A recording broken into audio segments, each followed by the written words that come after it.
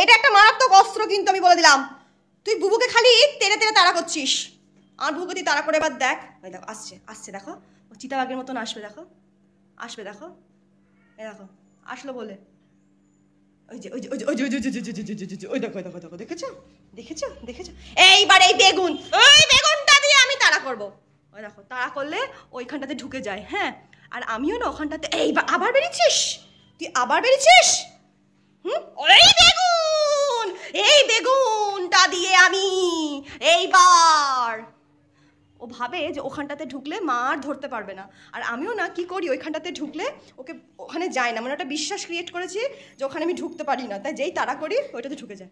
দেখো এইবার দেখো ভয় আছে, দেখো ভয় আছে। এইবার আমি দেবো, এইবার মারতে মারতে রায় পাচ্ছে, তুই মারতো মারতো মারতো মারতো মারতো মারতো মারতো মারতো। ওই দেখো আবার ঢুকে পড়েছে।